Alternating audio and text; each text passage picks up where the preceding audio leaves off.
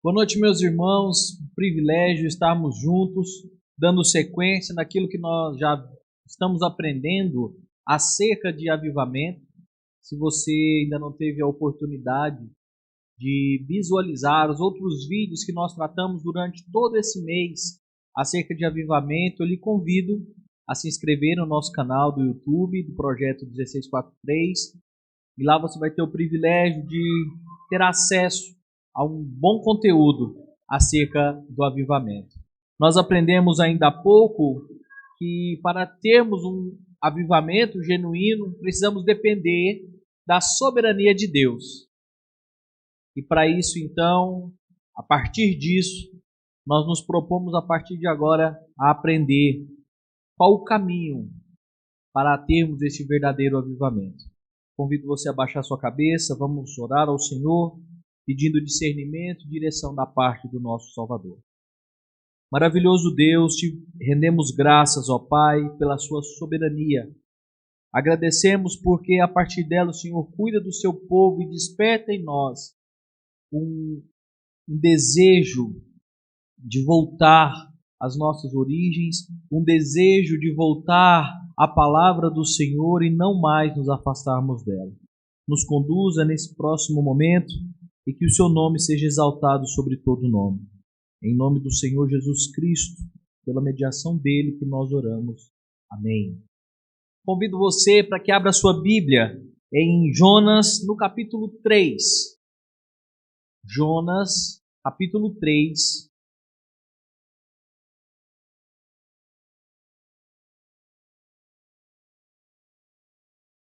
Você, os seus filhos, provavelmente voltam seus olhos para esse texto e muitas das vezes nós nos resguardamos em dar atenção a este texto somente pelo grande peixe que engoliu Jonas. E muito mais há a nos ensinar esse texto do que a grande obra do Senhor em providenciar aquele grande peixe. Mas abramos as nossas Bíblias em Jonas, no capítulo 3, e acompanhe a leitura que passo a fazer. Jonas 3, que diz assim: Veio a palavra do Senhor segunda vez a Jonas, dizendo: Dispõe-te, vai à grande cidade de Nínive e proclama contra ela a mensagem que eu te digo. Mensagem que ele já havia dito lá no capítulo 1. Levantou-se, pois, Jonas e foi a Nínive, segundo a palavra do Senhor. Ora, Nínive era cidade muito importante diante de Deus, e de 3 dias para percorrê-la. Começou Jonas a percorrer a cidade, caminho de 1 dia, e pregava e dizia: ainda 40 dias e Nínive será subvertida. Os ninivitas creram em Deus e proclamaram um jejum e vestiram-se de panos de saco, desde o maior até o menor. Chegou essa notícia ao rei de Nínive. Ele levantou-se do seu trono, tirou de si as vestes reais, cobriu-se de pano de saco e assentou-se sobre a cinza. E fez-se proclamar e divulgar em Nínive, por mandato do rei e seus grandes, nem homens, nem animais, nem bois, nem ovelhas, provem coisa alguma, nem os levem ao pasto, nem bebam água, mas sejam cobertos de pano de saco, tanto os homens como os animais, e clamaram fortemente a Deus, e se converteram cada um do seu mau caminho e da violência que há nas suas mãos. Quem sabe se voltará a Deus e se arrependerá e se apartará do furor da sua ira, de sorte que não pereçamos? Viu Deus o que fizeram, como se converteram do seu mau caminho, e Deus se arrependeu do mal que tinha dito que lhes faria e não o fez. Amém. Essa passagem de Jonas, ela nos traz aqui um contexto ou um sentido real do que é um genuíno arrependimento e como são os frutos que esse arrependimento pode trazer na vida de uma pessoa ou de um povo. Nós estamos considerando aqui o texto de Nínive e o seu contexto histórico. O povo de Nínive, um povo mau, um povo que cometia atrocidades com seus inimigos subjugados, das piores possíveis, e provavelmente você já tenha escutado que eles esfolavam os seus oponentes vivos, empalavam, trucidavam aqueles que se colocavam nos seus caminhos. E talvez, segundo alguns comentaristas, por isso Jonas tinha tanta resistência para pregar o evangelho para esse povo, porque na cabeça pecaminosa de Jonas, aquele povo merecia perecer. Deus, na sua graça e misericórdia, então, oferece a mensagem de salvação àquele povo, para que eles pudessem, então, conhecer qual era o verdadeiro caminho para um avivamento. E como eu disse no início, nós temos à disposição no nosso material na internet vários e vários pastores falando sobre o conceito de avivamento. E eu quero aqui lembrar, para que fique claro nessa noite, o que é de fato um genuíno avivamento. Um avivamento é um mover do Senhor, um mover espiritual, que acontece tanto em indivíduos como em comunidades. Vai além de um momento ou um fervor emocional, mas é um profundo buscar do Senhor. Nós temos visto, nós temos ouvido muitas pessoas anunciando ou oferecendo um avivamento como se fosse algo simplesmente de estatalar os olhos, de trazer uma emoção tamanha. E aqui enfatizo que essa emoção, ela se assemelha à paixão que arde naquele momento, e as pessoas então se exaltam, choram, fazem falsos votos com o Senhor. E aquela barulheira, aquele explodir de emoções que são passionais ali naquele momento, motivados por uma música que toca o coração, ou por uma mensagem totalmente comovente, falando aquilo que você quer ouvir, promove então os ditos avivamentos. E temos visto vários desses há poucos dias, meses talvez. Nós vislumbramos isso nas redes sociais, ainda bem que não foi no Brasil, mas um movimento avivalista em que as pessoas achavam que simplesmente se trancarem num salão para cultuar, mesmo fora do dia do Senhor, e aquilo dia e noite, aquilo ali simplesmente representava então um avivamento. Será que de fato aquelas pessoas ou as pessoas que têm anunciado avivamentos por aí têm levado em consideração a soberania de Deus? E em segundo, será que essas pessoas têm considerado ou entendido qual é o caminho de um avivamento?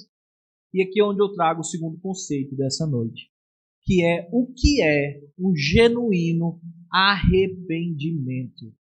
Não há, meus queridos irmãos, nenhum tipo de avivamento sem que haja arrependimento. Arrependimento é muito mais do que aquilo que os nossos filhos oferecem quando desobedecem, então, e para se livrarem de uma surra se mostram então arrependidos. É muito maior do que nós, quando passamos um farol vermelho e o guarda nos para, nós fazemos cara de piedade então e nos demonstramos arrependidos para o guarda. Arrependimento bíblico, um arrependimento que gera o genuíno avivamento, é um arrependimento que produz transformação. É uma mudança de vida, é uma conversão. E eis uma definição: é o ato de reconhecer, confessar e abandonar pecados. Você tem sido disposto a se arrepender de algo que tem feito contra o Senhor? Você está disposto a entender o que é um genuíno avivamento e entender que pela soberania de Deus, Ele pode transformar e fazer maravilhas na vida do seu povo? Não se trata simplesmente de um sentimento de culpa. Não se trata somente de uma mudança superficial, mas é uma mudança de atitude. É disso que nós precisamos, então, para entender o que é o conceito de um avivamento que produz arrependimento. Mas quais são, então, os benefícios deste avivamento para as nossas vidas? Primeiro deles, transformação de vida. O arrependimento sincero leva à transformação. Veja aqui nos versículos 5 do capítulo 3 de Jonas. Depois, então, vamos lembrar do contexto. Jonas percorre a um dia de distância de Nínive. Aqui existem várias características históricas aqui acerca de Nínive que não nos cabe agora, mas de fato a mensagem foi lançada. A mensagem foi pregada em Nínive. E qual foi o efeito? Foi uma transformação. Os ninivitas creram em Deus. E qual foi a ação seguinte? Eles proclamaram um jejum. Um jejum comunitário. Inclusive um jejum que incluía os animais. Isso não era habitual de se ver naquela região. Houve-lhe de fato uma transformação. Eles tiraram suas vestes, eles se humilharam diante do Senhor, e o texto nos diz que eles se converteram cada um do seu mau caminho. A palavra converter, ela traz a ideia de volver de um caminho ruim. Imaginem só, imaginar que um povo impiedoso, que um povo mau, agora se tornara um povo que reconhecia suas faltas. E talvez fique muito fácil para que nós vislumbremos Nínive como uma cidade ruim, como pessoas más. Eles tinham o que melhorar. Mas quando nós trazemos isso para a vida da igreja, quando eu trago isso para a sua vida, será que não há necessidade de uma transformação, de um volver do seu mau caminho? Mas pastor, eu pago todas as minhas contas, eu não mato ninguém, eu vivo em paz com os meus vizinhos. É por isso que somos chamados a olhar a lei do Senhor, somos chamados a voltar os olhos lá para Êxodo 20, na repetição disso em Deuteronômio 5, quando a lei do Senhor nos é dada, e lá nós vemos o quão pecadores miseráveis nós somos. E de quanto nós precisamos nos arrepender dos nossos maus caminhos. Uma perguntinha básica para você. Você pecou hoje? Se você não pecou, infelizmente eu pequei. Andei 200 e lá vai e mais umas pedrinhas de quilômetros. Muitos caminhões. Eu, os irmãos que nos acompanharam, os nossos vizinhos. E a cada caminhão, meus irmãos, domínio próprio em dias ali, para que não pecasse, contra os meus companheiros motoristas. Exemplo simples do nosso cotidiano, trânsito, quando somos contestados com algo que não é do nosso agrado, quando pensamos mal contra o nosso irmão, já estamos pecando, já estamos ali então habilitados ou prontos com material de sobra para nos arrepender. E se isso não bastasse, a própria Bíblia diz que nós somos pecadores de nascença, não de criação, mas por conta do pecado em Adão e Eva, nós somos pecadores e necessitamos de transformação, necessitamos de nos arrepender dos nossos maus caminhos. Mas o texto nos traz, ou a ideia do arrependimento nos traz uma segunda questão. Ele promove transformação de vida, mas também promove um renovo espiritual. Infelizmente, eu não, no nosso tempo e para que possamos otimizar, mas eu sugiro para você a leitura do Salmo 32 e a leitura do Salmo 51, onde Davi então faz ali as suas preces, a sua confissão dos seus pecados. E no Salmo 51, a partir do versículo 7, ele vai dizer: purifica-me com hisopo e ficarei limpo, lava-me e ficarei mais alvo que a neve. Faz-me ouvir júbilo e alegria, para que exultem os ossos que esmagaste. Esconde o rosto dos meus pecados e apaga todas as minhas iniquidades.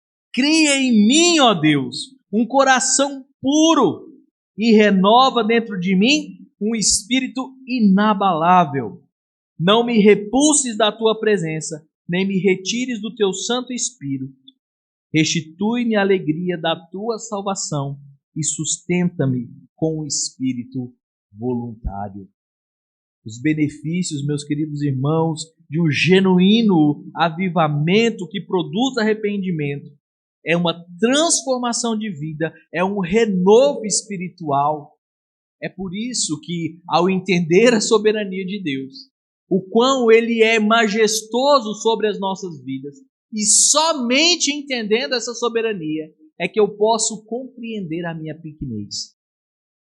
Se eu olho para Cristo, se eu olho para o Senhor como Ele é, na sua grandeza, na sua autoridade, na sua santidade, eu vou me enxergar o que sou. Mísero pecador, imerecedor da graça que recebe por meio do sacrifício de Cristo Jesus. Esses são os benefícios que o genuíno arrependimento ele produz nas nossas vidas. Transformação e um renovo espiritual. E aqui eu não quero que você se sinta dentro de um grande freezer. E porque somos de uma tradição reformada, você fique acanhado e ache que esse avivamento, ele produz então uma vida intelectual e compenetrada. Sim, produz isso. Mas ele produz alegria, esse renovo ele é acompanhado de alegria, de um entusiasmo sim, de anunciar a obra da salvação, de falar para os outros o que Cristo, por meio da sua graça e de toda a obra da salvação, fez por você na cruz. Se esse avivamento, entendendo a soberania de Deus, reconhecendo o seu pecado, não produzir alegria e ânimo e renovo, algo não está bem. Somos alegres sim, por aquilo que recebemos na cruz do Calvário. Mas nós entendemos quais são então as definições, tanto de arrependimento, quanto de um genuíno avivamento. Nós entendemos os benefícios desse arrependimento, que é a transformação e renovo. Mas quais os passos? Como eu procedo, então, para um genuíno arrependimento? E à luz, tanto do Salmo 32 e Salmo 51, que você vai ler em casa como tarefinha, o primeiro passo é reconhecer o seu pecado. Você já fez entrevista de emprego? Acredito que a maioria de nós. E geralmente na entrevista de emprego eles perguntam qual a sua maior qualidade. E você de bom grado você já diz, é porque eu sou proativo, é porque eu gosto de trabalhar em grupo, é porque eu sou, porque eu gosto e porque tudo mais. E a segunda pergunta vem a reboque. E qual o seu principal defeito? O seu maior defeito? É porque eu sou exigente demais comigo. Se você olhar para o seu coração, qual é o pecado que vai estar escondido ali? O próprio salmista Davi, ao se confessar ao Senhor, ele disse: Senhor, absolve-me, inclusive as causas que eu não lembro. Perdoa os pecados que eu cometi sem ver. E eu garanto, meus queridos irmãos, que são inumeráveis. Fora aqueles que nós cometemos conscientemente contra o Senhor, aqueles pecados de estimação que você tem trazido e carregado dia após dia. Com a síndrome de Gabriela, os mais experientes vão lembrar, porque eu nasci assim, porque eu sou assim e vou morrer assim. Pecador miserável. Foi-nos dado a oportunidade de reconhecer o nosso pecado. Como? Entendendo a soberania de Deus através da sua palavra revelada, através da pregação do Evangelho, através dessa palavra confrontando a nossa vida pecaminosa todos os dias. É ali que nós vamos entender qual o meu e o seu pecado. E quanto mais você se debruçar ou se mergulhar nessa palavra da salvação, mais pecado você vai encontrar na sua vida. Quanto mais você entender o decálogo, quanto mais você se aprofundar nos estudos dos 10 mandamentos, mais infrator dela você vai ser. Não é que você vai pecar mais, não é essa a ideia, é que você vai enxergar mais. É como se você estivesse na minha pele, sem óculos, e você visse a sua vida como eu estou vendo vocês aqui, totalmente ofuscado. E quando você conhece a palavra do Senhor, quando ela te mostra o caminho da salvação, quando ela mostra quem você é, você começa a enxergar todos os seus delitos e os seus pecados. Por isso que Paulo vai dizer que nós estávamos mortos assim, nos nossos delitos e pecados, no lamaçal.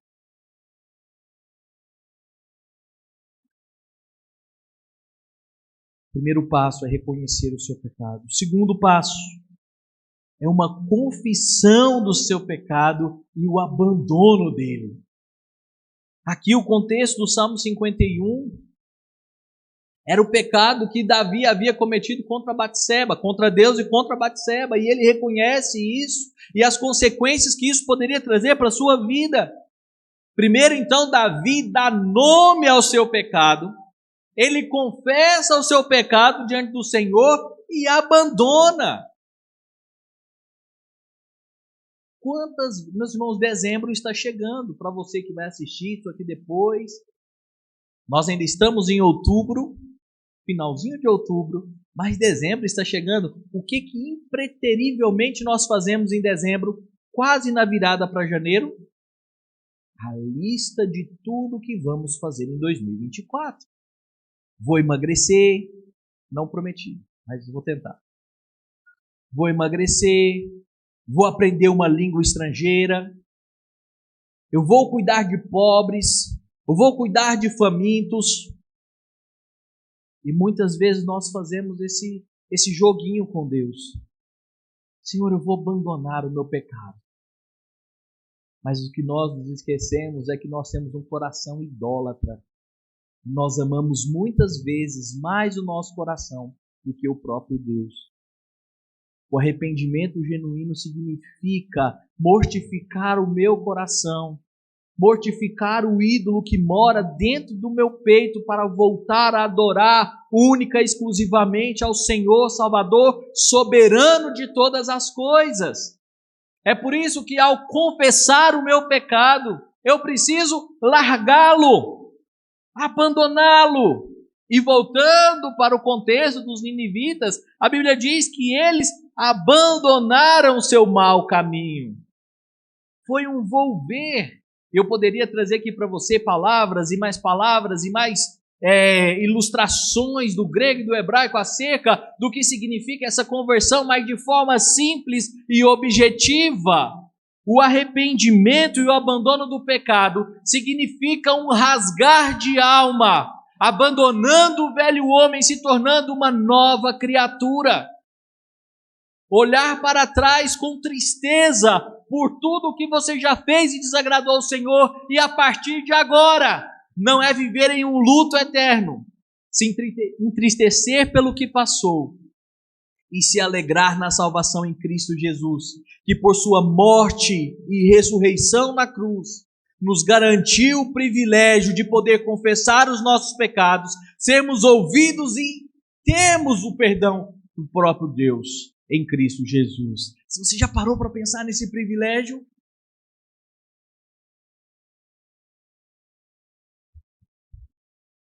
Como seria a nossa vida, meus queridos irmãos, se nós não pudéssemos nos livrar de fardos? Como seriam as nossas vidas se todos os problemas das nossas vidas fossem colocados num saco e todos eles jogados para trás e carregando, e aquilo se tornando um peso insuportável? Cristo naquela cruz pega todo esse fardo e lança fora. O Senhor se esquece porque confessamos de forma definitiva, de forma genuína, de forma verdadeira. Ele nos perdoa e nos dá nova vida em Cristo. Já parou para pensar na maravilha do perdão dos nossos pecados? Já parou para pensar no que isso representa? Os passos para que haja um genuíno arrependimento é reconhecer o pecado, confessar esse pecado, abandonar esse pecado. E a terceira coisa, buscar perdão e restauração. Onde? Por quem? Somente em Cristo Jesus. Não há ninguém que possa perdoar pecados, senão aquele que se entregou na cruz por nós. Senão por obra do seu sacrifício genuíno, duradouro e eficaz para as nossas vidas.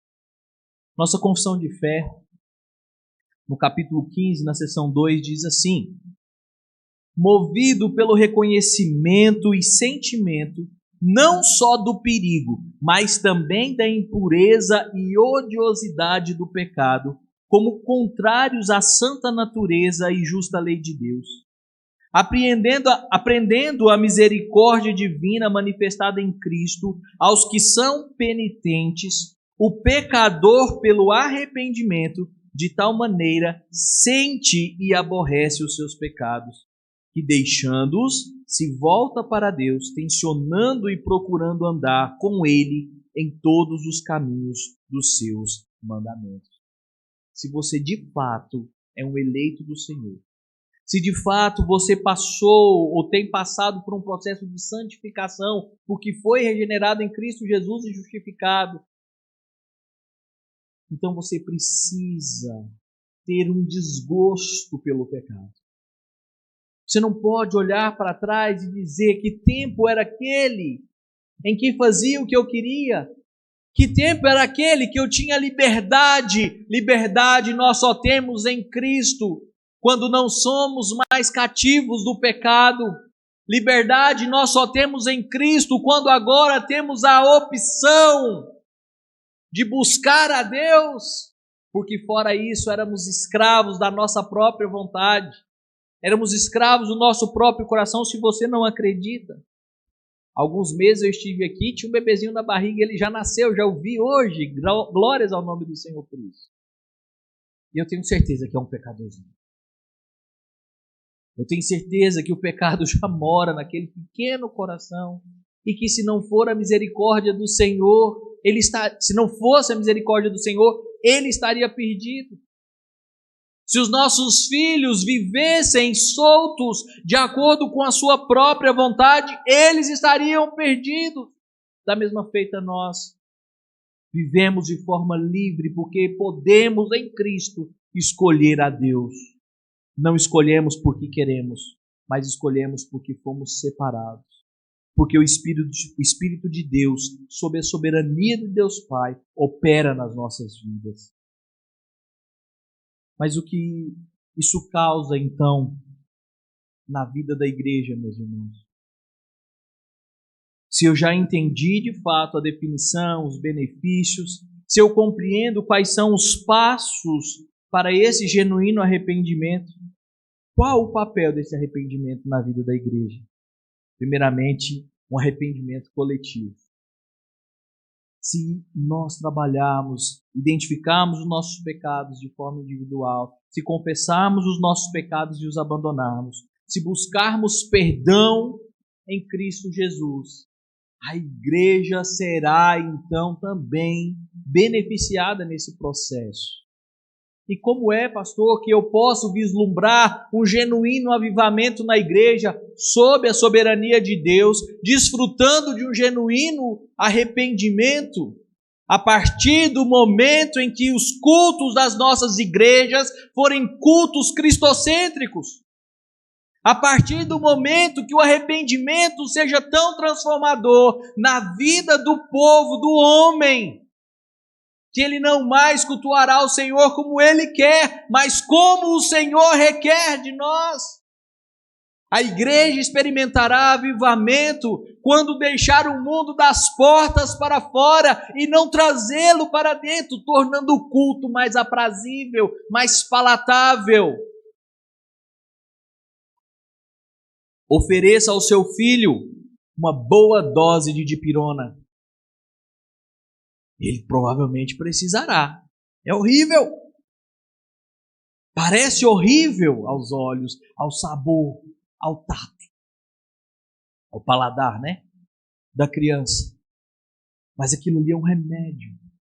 E talvez as palavras que temos escutado domingo após domingo tenham sido duras, tenham trazido aquela tristeza momentânea ali, porque eu estou sendo confrontado com algo que eu não sabia, que eu não conhecia, ou que eu não enxergava. A ponto então daquele castelinho de cartas se desfazer e eu poder vislumbrar a verdade. A igreja vai experimentar isso, a igreja vai experimentar um grande avivamento, e não um avivamento com novas doutrinas, com uma nova forma de culto, mas um avivamento onde a igreja vai volver ao verdadeiro caminho da salvação, onde os nossos cultos serão baseados única e exclusivamente na verdade da palavra. Assim a igreja vai experimentar, mas somente se nós nos arrependermos do secularismo que tem tomado conta das nossas igrejas, somente se nós nos arrependermos da letargia que nós temos sofrido na igreja quanto à disciplina eclesiástica. Nós só experimentaremos um genuíno avivamento se pastores voltarem ao evangelho, abandonarem as mensagens de autoajuda e confrontarem o pecado do povo. Aí sim, a igreja experimentará um grande avivamento sob os alicerces da soberania de Deus e do genuíno arrependimento.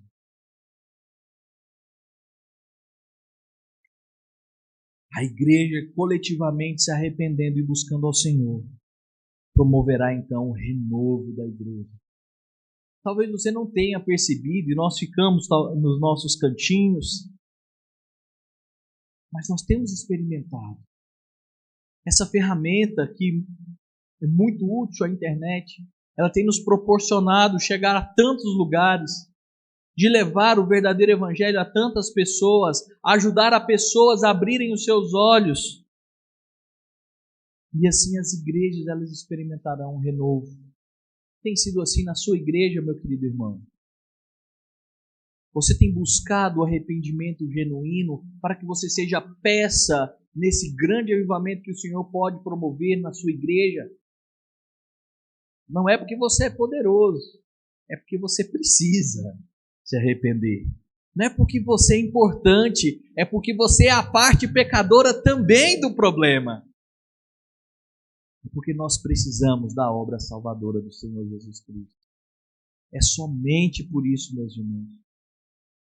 É somente abandonando as velhas práticas. É somente abandonando todo e qualquer ídolo dos nossos corações, para que nós possamos, então, de forma coletiva, experimentarmos qualquer tipo de avivamento.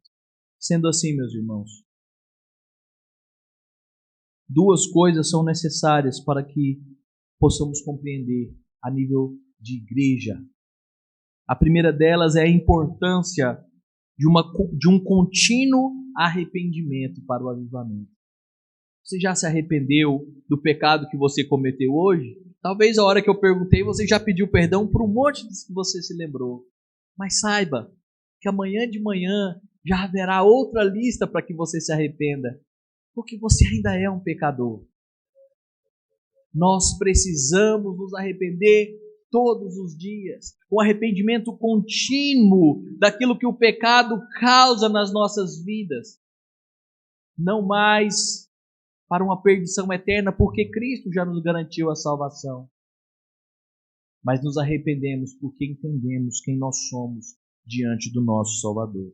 E por fim, um encorajamento ao arrependimento pessoal e corporativo, ou coletivo, ou eclesiástico, devemos buscar como corpo de Cristo estarmos prontos e aptos diante do Senhor, sem deixar para amanhã, sem colocar panos quentes, cumprir aquilo que a Bíblia nos prescreve quanto ao arrependimento, seja cumprindo Mateus 18, seja entendendo o Salmo 32, o Salmo 51, ou aquilo que Jonas nos narra na grande narrativa de Nínive. É compreender que somos faltosos e temos que buscar o Senhor, e a única solução é a obra redentora de Cristo Jesus. Amanhã você precisará pedir perdão ao Senhor e fará isso descansado, porque a sua obra é eficaz. Porque Deus é soberano para perdoar os nossos pecados por meio do sacrifício de Cristo.